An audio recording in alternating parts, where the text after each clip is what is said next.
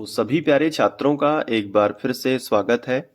प्रश्नावली 5.1 में आगे बढ़ते हुए अब हम करेंगे प्रश्न क्रमांक 4 का ये 7वां सवाल और 8वां सवाल। बहुत अच्छे से समझना। देखो इस सवाल में क्या पूछा गया है। देखो इन सवालों में हमें संख्याओं की सूची तो दे दी गई है, जैसे ये आपको दिख रहा होगा 7वें सवाल में और 8वें सवाल में संख्याओं की सूची तो हमें दी गई है, लेकिन हमें ये बताना है कि क्या ये समांतर श्रेणी है या नहीं है। और अगर हमें पता चला कि ये समांतर श्रेणी है, मान लीजिए कोई भी, तो इनके आगे के हमें 3 और पद हमें निकालना है। बहुत ही आसान है, कॉपी पेन लेकर बैठ जाओ, अच्छे से समझेंगे। सबसे पहले हम 7वां सवाल हल करना स्टार्ट करते हैं। तो आपको भी लिखते जाना है, समझते जाना है, ठीक है। नोट्स भी बन जाएंगे और समझ में भी आ जाएगा। बाकी नोट्स अगर आपको पीडीएफ फॉर्म में चाहिए तो प्लेलिस्ट में नंबर दिया गया है, संपर्क कर सकते हैं। तो विज्ञान के नोट्स भी प्रॉपर मिलेंगे आपको और मैथ्स के भी हैंड रिटन नोट्स हैं।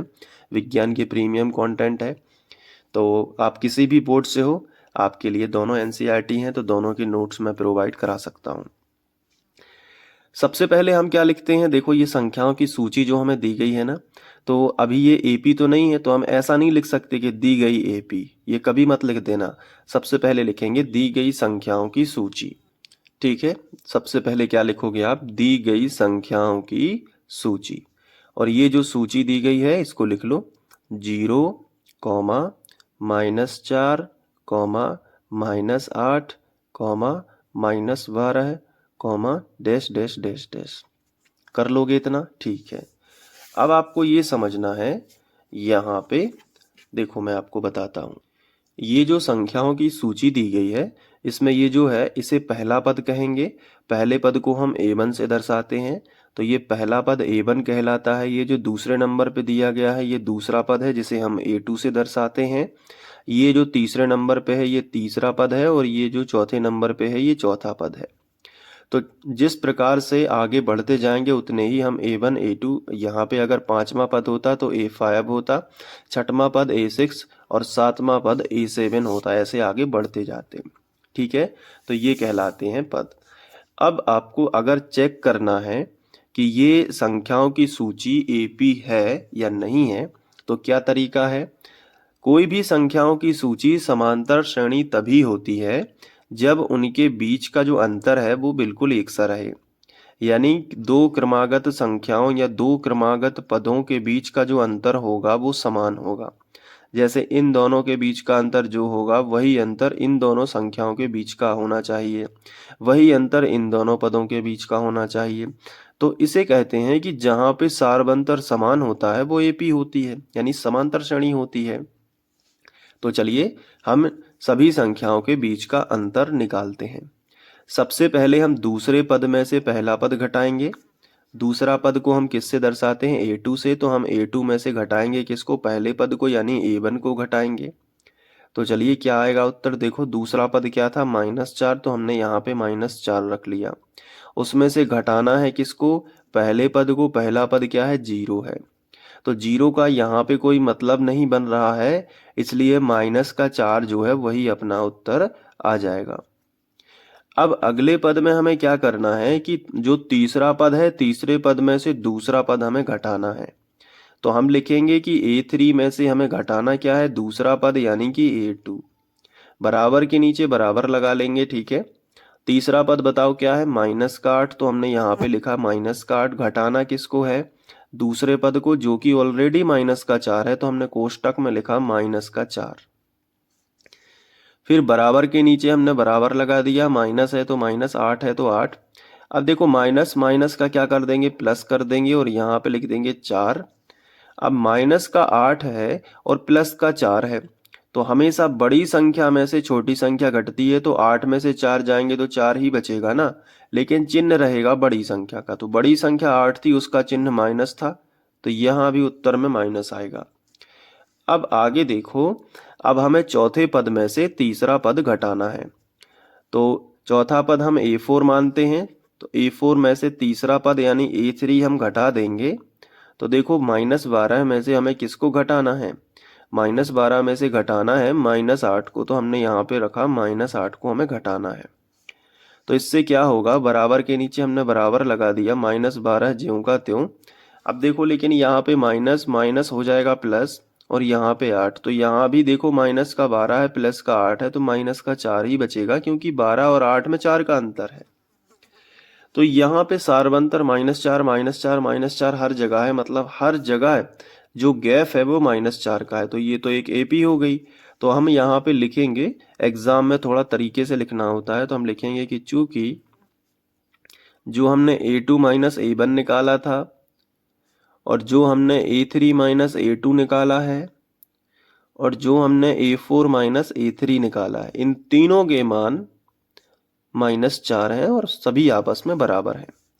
तो इसलिए दी गई संख्याओं की सूची, इसलिए दी गई संख्याओं की सूची, संख्याओं की सूची क्या है? दी गई संख्याओं की सूची एपी है, यानी समांतर श्रेणी है, जिसका प्रथम पद, अब एपी है तो प्रथम पद और सार्वंतर साथ में लिख दो, तो जिसका प्रथम पद, ठीक है, बताओ प्रथम पद ए बराबर कितना है? तो यहाँ पे देख के देखो आप, प्रथम पद 0 है, तो प्रथम पद आपका 0 रह जाएगा, कॉमा सार्व अंतर, ठीक है, सार्व अंतर। सार्व अंतर डी बराबर कितना आ रहा है? हर जगह -4, यहाँ भी -4 है, तो -4 ही आप लिखोगे, यही कहलाता है सार्व अंतर। सभी पदों के बीच का अंतर सार्व अंतर 4 है। तो जब एपी कोई चीज निकल आती है, कोई भी संख्याओं की सूची एपी है, तो हम आगे के 3 पद जो हमसे पूछे गए हैं सवाल में, ये देखिए कि इसके 3 और पद लिखिए, तो हम आगे के 3 पद और निकाल सकते हैं। तो हम लिखेंगे अगले 3 पद, ठीक है, 3 पद। तो देखो 4 तक तो हमें दिए गए थे, A4 तक तो हमें दिया गया था, A1 A2 A3 A4। अब हमें निकालना है A5 A6 और A7, 3 पद और निकालने हैं। तो हम सबसे पहले A5 निकालेंगे। तो A5 हमने लिखा। तो देखो कोई भी पद हो, हम उसका फॉर्मूला खुद से बना सकते हैं। कैसे? देखो ए तो फिक्स रहता है, अब जौन सा भी पद है उसमें एक घटा के डी लिख दो। तो 5वां पद है ना, तो 5 में एक घटाओ, 4 हो गया तो 4D हो गया। इस तरीके से आपको लिखना है। अब आगे बढ़ते हैं, तो बराबर के नीचे बराबर, और ए का जो मान है वो कितना है? 0, तो ए की जगह पे हम 0 रख देंगे, प्लस है तो प्लस, 4 है तो 4, और डी का जो मान है वो कितना हो जाएगा? -4, तो डी की जगह पे हम -4 लिख देंगे। बराबर के नीचे बराबर 0 का यहाँ पे कोई मतलब नहीं है, तो प्लस माइनस का माइनस, और 4 चौके 16 है। समझ आ गया? तो ये हो गया 5वां पद -16। अब 6वां पद निकाल देते हैं। तो 6वें पद का फॉर्मूला क्या होगा? a प्लस, देखो यहाँ पे 6वां है ना, तो एक घटा दो, जौन सा भी पद है उसमें एक घटा दो, तो 5D हो जाएगा। बराबर के नीचे बराबर, a का मान कितना है? a का मान 0 है, तो a की जगह पे तो हम 0 रख देंगे, प्लस है तो प्लस, 5 है तो 5, d का मान कितना निकला है? -4, तो -4 रख दो। तो बराबर के नीचे बराबर लगा देंगे, 0 हट जाएगा, 5 चौके 20, प्लस माइनस का माइनस, और 5 चौके 20 हो जाएगा। तो 6वां पद -20। अब 7वां पद और निकाल देते हैं। तो A7 जो है वो कितना आएगा? तो A7 आएगा a + 6D, ठीक है। तो a का मान कितना है? जल्दी से बताओ। a का मान 0 है, प्लस 6D का मान कितना है? -4। तो प्लस माइनस का माइनस, यानी कि 6 चौके 24, तो माइनस का 24 हो जाएगा। तो ये देखो 5वां पद -16, 6वां पद -20 और 7वां पद -24। तो हम यहाँ पे लिखेंगे आखिरी में, आखिरी वाली लाइन आपको लिख के आनी है, चाहे कोई लिखे ना लिखे, आपको लिखना है अगले 3 पद कौन कौन से होंगे? -16, -20, -24, फिर लिखना होंगे। ये फिनिश लाइन भी लिखना है। टॉपर इसी तरीके से बनोगे जब आप तरीके से सवालों को करोगे। ऐसे तो सब पे गणित बनती है, लेकिन जो तरीके से करते हैं उनके ही नंबर आते हैं। तो ये हो गया अपना 7वें नंबर का हल। अब हम 8वां हल करेंगे नेक्स्ट पेज में। फिर उसके बाद आपको नोट करने के लिए बोला जाएगा। जब दोनों सवाल सॉल्यूशन दोनों के हल हो जाएंगे तो फिर आपको नोट कर लेना है। तो अब हम 8वां सवाल करेंगे, तो यहाँ पे हम हेडिंग डालेंगे 8वें का हल, ठीक है। और बिल्कुल शुरुआत से अच्छे से समझना है। सबसे पहले हमें पता करना है कि ये संख्याओं की सूची एपी है या नहीं। तो अभी तो ये एपी नहीं है, तो हम इसके लिए क्या लिखेंगे, दी गई संख्याओं की सूची। तो हमने लिखा दी गई संख्याओं की सूची। अब जो संख्याओं की सूची हमें दी गई है उसको लिख लेते हैं, जैसे -1/2, कॉमा -1/2, कॉमा -1/2, कॉमा -1/2, ये संख्याओं की सूची है। अब इसके बाद अगर हमें चेक करना है कि ये एपी है या नहीं, तो हम दूसरे पद में से पहले पद को घटाएंगे, यानी हम यहाँ पे लिखेंगे A2 - A1, यानी दूसरे पद में से पहले पद को घटाएंगे तो -1/2 में से घटाना है किसको, पहले पद को, जो कि ऑलरेडी -1/2 है, तो कोष्टक में लिख दो -1/2। अब आगे बढ़ जाओ, तो बराबर के नीचे बराबर लगा देंगे। माइनस का 1/2 हमने ज्यों का त्यों लिखा, लेकिन ये देखो माइनस माइनस क्या हो गया, प्लस हो गया ना, और 1/2 हो गया। तो माइनस का 1/2 और प्लस का 1/2 कट जाएगा, तो दोनों के बीच का जो अंतर है वो 0 है। ऑलरेडी हमें दिख ही रहा है, समान पद है तो कोई अंतर नहीं है, तो अंतर 0 ही आएगा, लेकिन उसको मैथमेटिकली करके दिखाना है। अब तीसरे पद में से दूसरा पद घटाएंगे, यानी कि A3 में से A2 करना है। तो देखो तीसरा पद फिर से 1/2 है, उसमें से घटाना है फिर से दूसरा पद, यानी माइनस का 1/2। यही प्रोसेस होती रहेगी, और -1/2, और ये माइनस माइनस प्लस हो जाएगा, और 1/2, जिसका उत्तर 0 आएगा। अब चौथे पद में से तीसरा पद घटा के देख लो, तो A4 में से घटाना क्या है, A3, तो सेम यही लिख दो, अलग से दिमाग लगाने की जरूरत नहीं है, ठीक है। ये लिख दो सेम, फिर -1/2, माइनस माइनस प्लस हो जाएगा 1/2, फिर से 0। सार्व अंतर 0 रहेगा हर जगह, तो लिखेंगे, देखो अंतर बिल्कुल एक सा उत्तर आ रहा है ना, सभी के बीच का गैप बिल्कुल समान है 0 0, तो AP है। तो लिखेंगे कि चूंकि A2 - A1 बराबर है A3 - A2, और ये भी बराबर है A4 - A3, जिसका उत्तर सेम है 0, तो लिखेंगे इसलिए दी गई संख्याओं की सूची, दी गई संख्याओं की सूची क्या है बताओ, दी गई संख्याओं की सूची AP है, यानी अर्थमेटिक प्रोग्रेशन है, समांतर श्रेणी है, जिसका प्रथम पद क्या है बताओ। तो सूची देख के आप बता सकते हो प्रथम पद A बराबर कितना है, आइए देख लेते हैं। तो सूची में प्रथम पद ये है -1/2, तो आपको यहाँ पे लिख देना है कि प्रथम पद तो रहेगा -1/2, तथा सार्व अंतर वो भी लिख लो।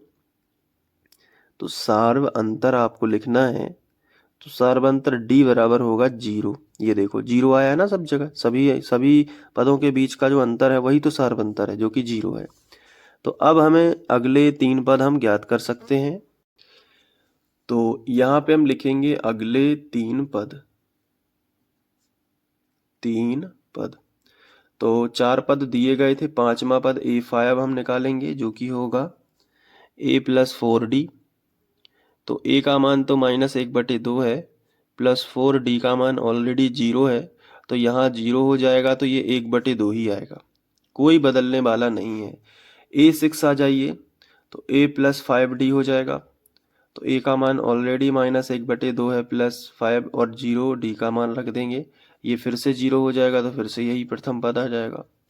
इसी तरीके से A7 में भी ठीक ऐसा ही होगा, A + 6D, तो फॉर्मूला लग जाएगा, लेकिन A का मान -1/2 है, +6 और D का मान 0 है, तो ये फिर से 0 हो जाएगा, तो -1/2। तो ये सभी पद, अगले 3 पद भी वही होंगे जो पहले दिए गए थे।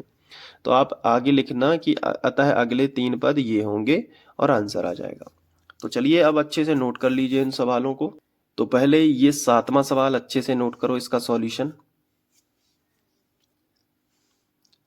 इसके बाद यहाँ पे, और फिर इसके बाद ये देखिए,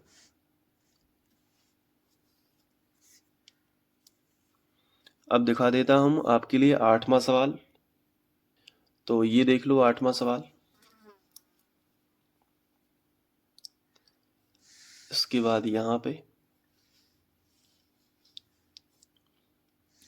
इसके बाद ये।